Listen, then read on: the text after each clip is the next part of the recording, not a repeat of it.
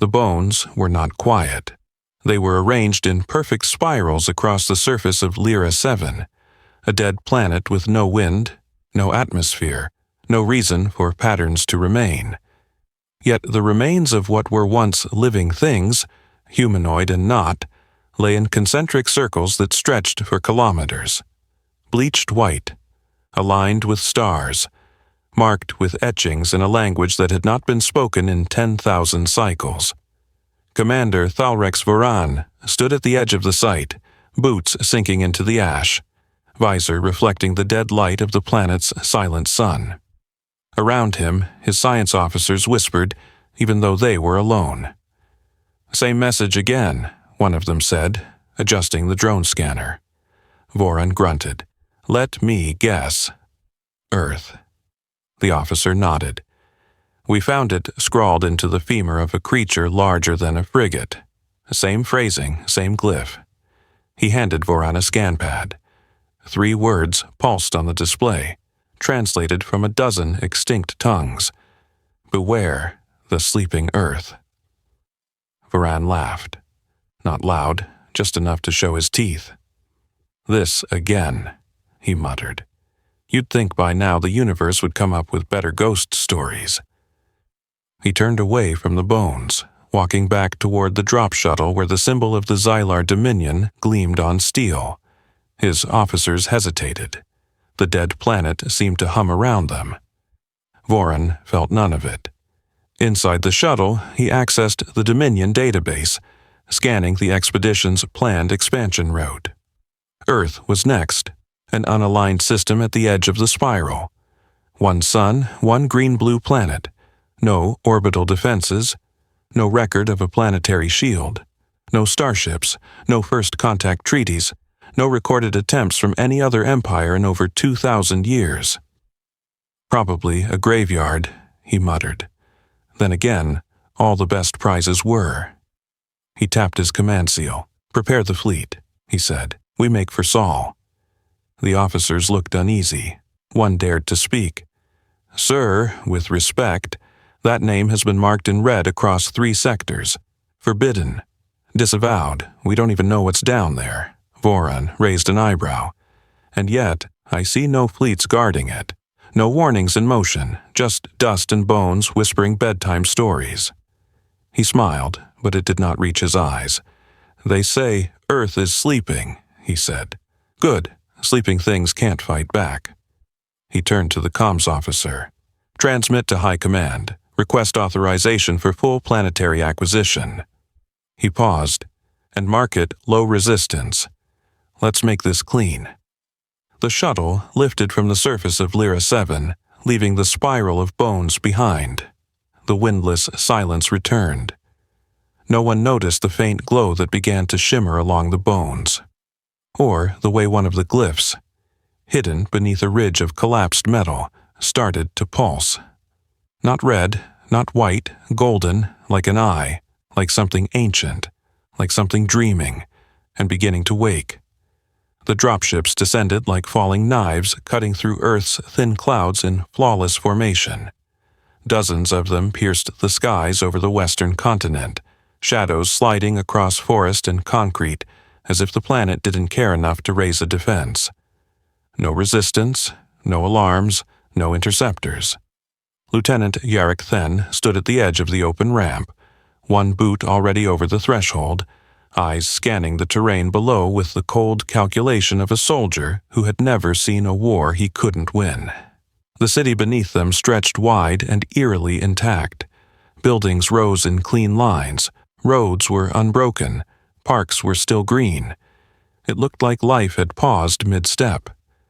There was no movement, no sound, no people. Jarek narrowed his eyes. "It's too perfect."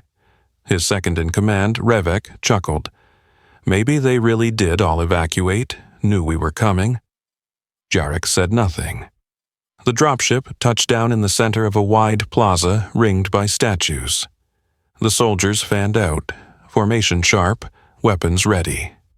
Still no signs of resistance. The buildings loomed like quiet watchers. Their windows were unbroken. The paint on their walls hadn't chipped. Even the leaves on the trees barely rustled, as if the wind had been told to hush. Jarek paced forward through the plaza. He didn't like it. "Thermal scans," he ordered. Revek tapped his visor. "No life signs." "That's not possible. Maybe their tech is just that backward," Revek said. Jarek turned, eyes scanning every shadow. Number backward doesn't look like this. Backward rots, collapses. This is preserved. The squad moved toward what looked like a public garden, rows of benches, clean cobblestones, and a fountain that still trickled with water. One of the younger soldiers laughed and dipped his fingers in the stream. A second later, he vanished. Not screamed, not dragged. He simply blinked out of existence. The squad spun around, weapons raised. Jarek's pulse jumped. "Where's Heron?" No reply, just a faint shimmer in the air where he'd stood. A ripple, then gone.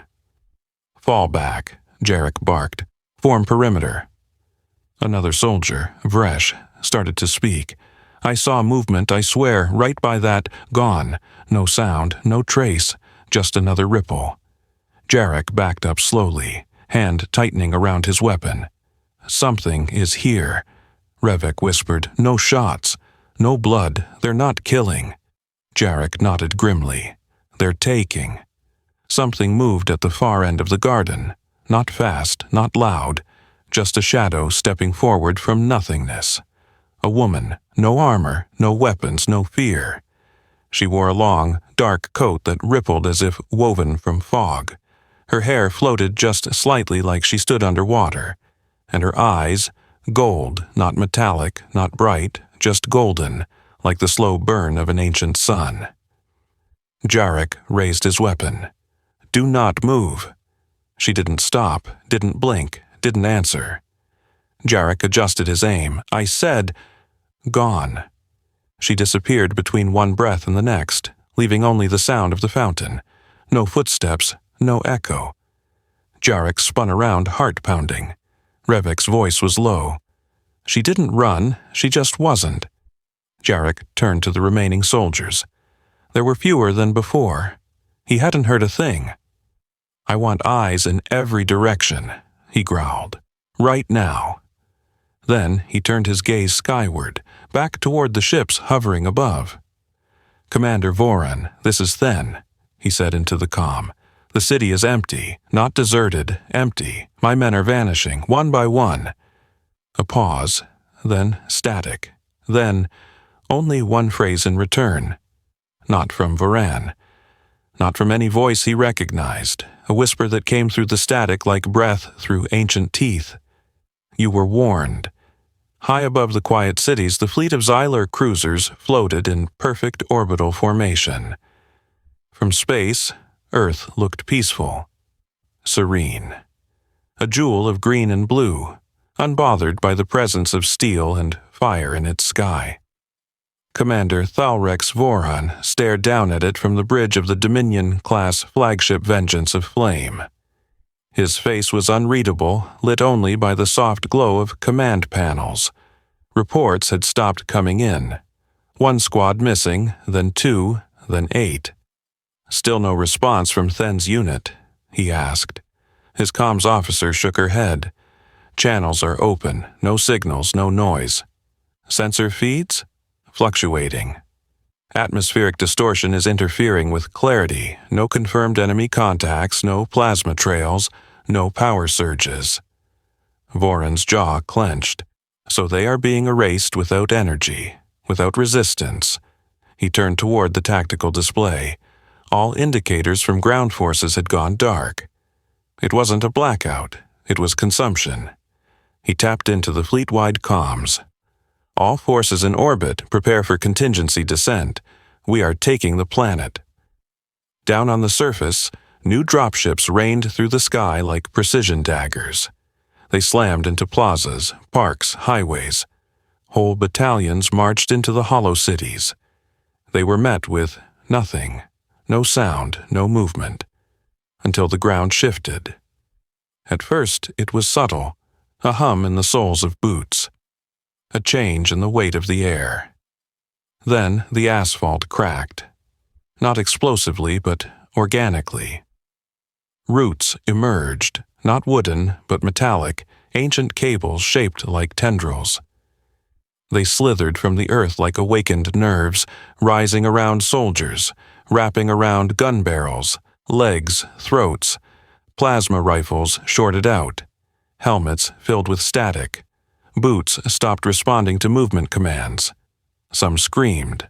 Others just vanished. Entire streets bent backward, reconfiguring into spirals of mirrored concrete and light. Buildings folded inward, stairwells twisted into impossible angles.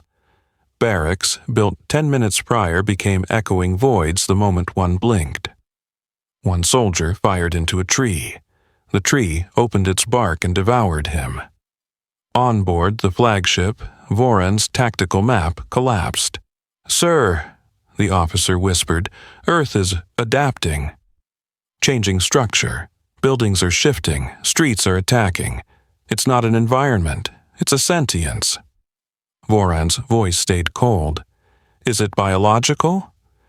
"Number worse. It's memory-based. We're walking inside a machine that remembers how it was hunted." The bridge fell silent. Voran stepped toward the viewport. From here, Earth still looked beautiful. Beneath that beauty, it was blooming, evolving, a system that was not just alive, it was awakening. He turned to his officers. "Prepare the orbital strikes, burn the land clean." A low hum vibrated through the ship. Lights dimmed, panels flickered. No one had touched the controls. Then the stars above Earth, hundreds of them, blinked out. Not because they died, but because Earth had closed its eyes. The plaza at the heart of the vanished city lay still.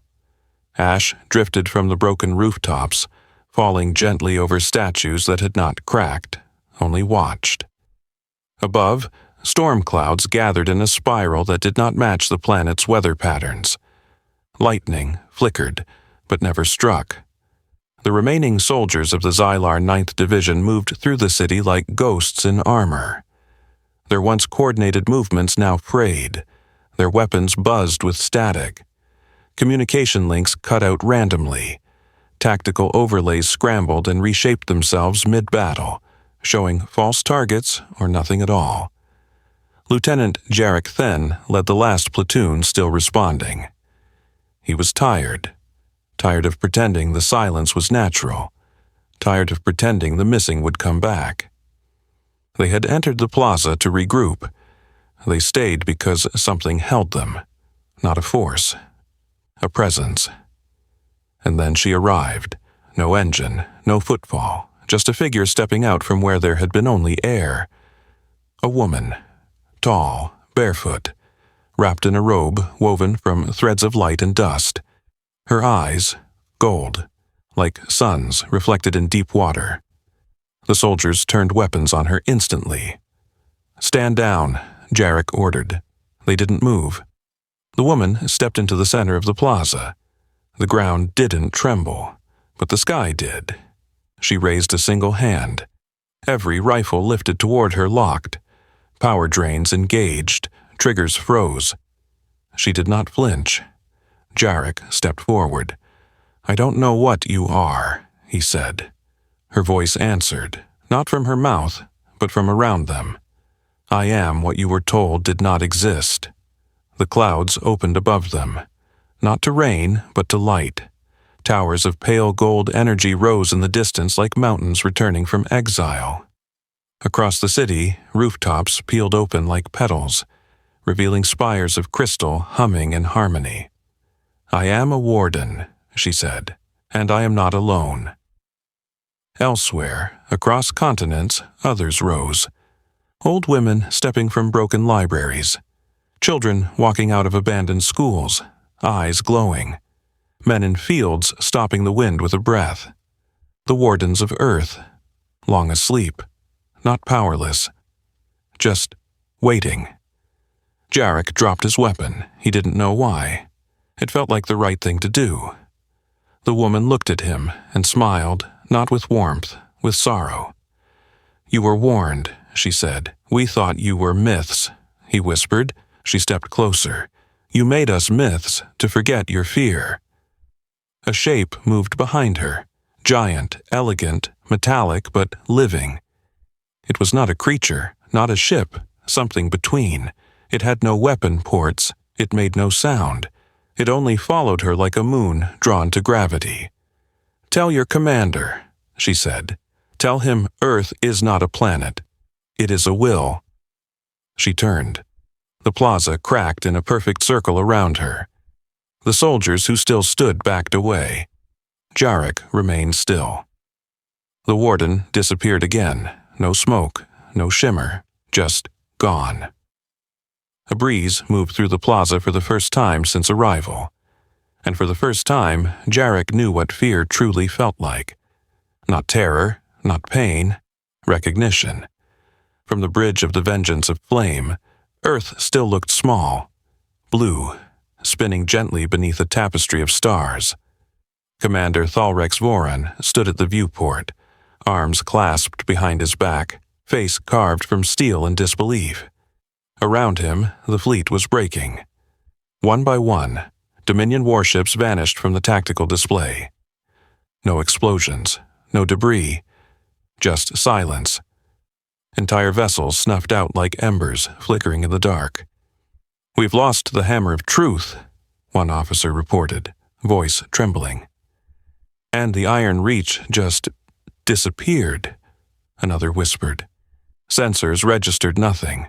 1 second it was there, and then gone, Voran finished.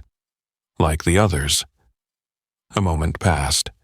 "Sir," a third voice said from the comms console.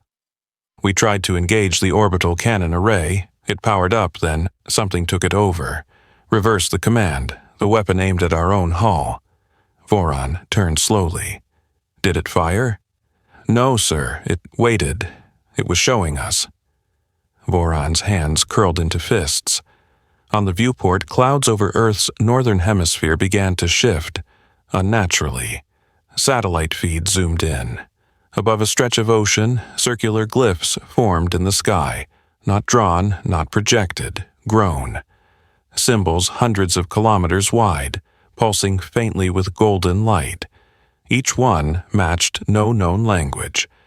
And yet every officer on the bridge felt their meaning in their bones. "Leave." The bridge lights flickered. Voran stepped forward. "Open a channel. Wideband, no encryption." The comms officer obeyed. Static hissed to life. "This is Commander Thalrex Voran of the Xylar Dominion," he said. "We came in force. We offered no diplomacy, and now we ask only this." He looked at the planet. "Who speaks for Earth?" There was no reply. Then, from the speakers, no voice, just a frequency. A single harmonic tone. It hummed across the bridge like a lullaby from the center of a star. Systems shut down one by one. Weapons, shields, engines. Still, Voran stood tall. The viewport dimmed, and in its place, eyes, golden, not human, not alien, just watching. Then came the whisper. Every console, every system, every screen, you were warned. And just like that, the vengeance of flame began to fall. Not because it was shot, not because it was dragged, because gravity shifted. The planet below no longer accepted its orbit. It rejected the ship like a body rejecting a poison. "Eject pods," Voran barked. Nothing responded. Signal for evac, now. Still nothing. Earth had taken control. All across the fleet, escape hatches sealed. Navigation froze. Crew members screamed through blocked channels. And above the chaos, the golden glyphs in the sky pulsed once and vanished. One by one, the ships began to descend. Not crash, just lower, drawn like offerings to a patient god. Voran stared into the endless blue below and whispered, "It was never sleeping." At the heart of the Dominion's capital world, Zareth Prime, a single pulse flickered across the interstellar communication lattice. Low priority at first, A weak transmission, marked with corrupted headers and scrambled origin codes, but then it repeated. Again, and again, and again. Until the high towers of the Crystal Conclave, seat of galactic administration and control, were bathed in its rhythm. Inside the Grand Assembly Hall, carved from moonglass and lit by orbiting satellites, dozens of representatives from across the Dominion gathered in silence as the message played overhead. A single voice. Not human, not Xyler, not anything recognizable. Just a whisper drawn through frequencies no system should have allowed to carry emotion. Earth is not sleeping. Earth is watching. High Chancellor Azrin stood at the apex of the chamber, his robes flowing like data silk, his jaw clenched tight as the voice played for the 7th time. Around him, the other chancellors murmured, some confused, some afraid, some still dismissive. An echo from a failed mission, one scoffed. Psych warfare from the Terran natives, perhaps. Another barked, there were no natives? Earth was silent, a ghost planet. Azrin raised his hand. Silence returned. He turned toward the central spire, where a hologram displayed the last visuals recovered from the doomed fleet. Glyphs in the sky, ships descending without thrusters, static, then eyes, just for a blink, but enough, golden, ancient, aware. Azrin spoke. We have ignored the warnings for too long. Lyra 7, Galith Red, ruins on Anthera. They all whispered the same thing. They all pointed to Earth, and now it has spoken. One of the younger generals stepped forward. With all respect, Chancellor, if Earth is active, we must respond with force. Mobilize the core armada. Send a message. Azrin's voice was soft. Too soft. We already sent a message. He turned toward the transmission logs. We sent soldiers, guns, ships, fire. He paused. And Earth did not answer with war. A silence crept across the floor. It answered with memory. No one moved. The words held weight, more than politics, more than power. Because in every ancient culture the Dominion had crushed, every myth they had laughed at, there was one planet that always appeared in whispered prophecy, forbidden chart or crumbling ruin. Earth. Now it was no longer myth. It had sent them a message, one they couldn't trace, couldn't block, couldn't understand, only feel. Azrin looked at the hall one last time. From this moment, he said, Earth is no longer to be considered unclaimed. It is to be marked. He paused, then said the word none of them had ever thought would be spoken aloud. Sacred. Years passed. The Dominion did not send another fleet, not because it could not, but because it dared not. The name Earth was erased from navigational charts. Coordinates were redacted. Trade routes curved wide around the Sol system. In classrooms, it became a vague reference. In military briefings, it was a red flag classification. Do not approach. Do not engage. No explanation, no elaboration. But in the streets, in the underchannels, in the places where empires could not scrub stories from hearts, Earth became legend. They said it was alive. They said it was older than stars, that it once whispered to the first dreamers of the galaxy, and then chose silence when it was betrayed. Children played with Earth-shaped pendants, unaware their toys once marked the center of something no one understood. Pilots drew its glyphs onto the hulls of their ships for luck. Poets spoke of the sleeping blue giant beneath the breath of time. But no one returned. No one even tried. The memory of the golden-eyed wardens spread like wildfire in the dark. Sketches, spoken tales, encrypted fragments passed hand to hand, always beginning with the same words. They warned us. Inside the high archives of Zareth Prime, tucked behind black-coated vaults, was a single recording that no one played anymore, a visual file from the last moments of the Vengeance of Flame.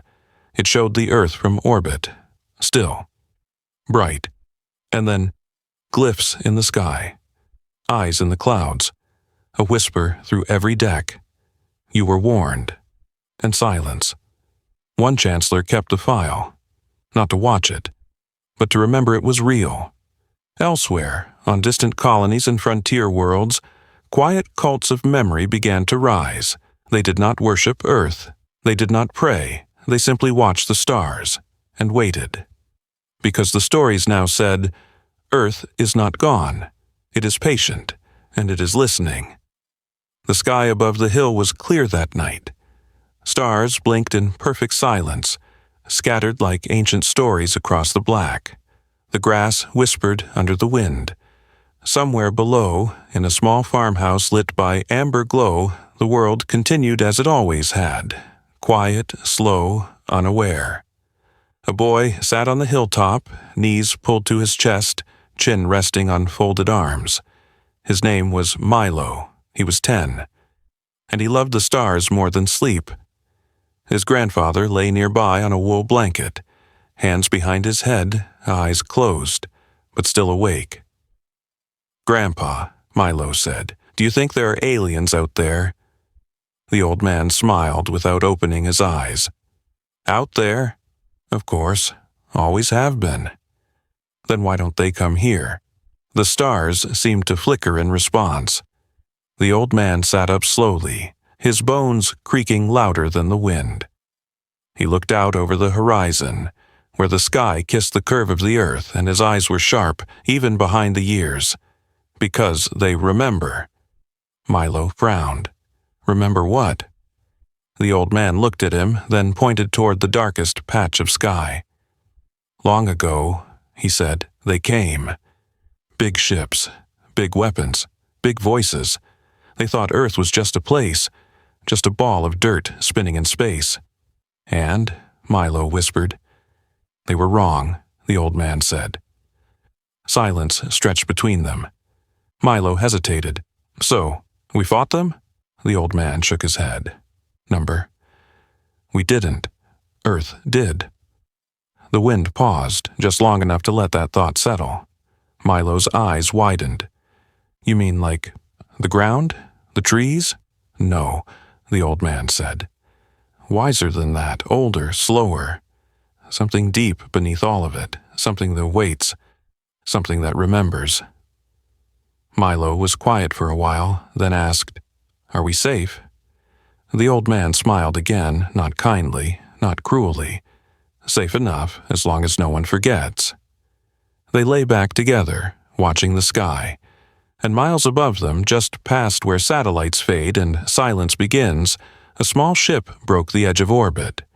No weapons, no crew, no signal. Just one light blinking quietly at its core, carrying the last question of a curious people. But before it could reach the planet, it blinked out of existence.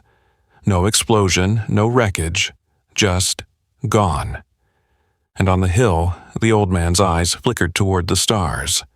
"See?" he whispered, still watching. What if the most dangerous world was not the loudest, but the one that never raised its voice? Would you visit it with pride, or pass it by in quiet respect? Share your thoughts below. Because maybe Earth never needed to conquer the stars. Maybe it only needed to be remembered.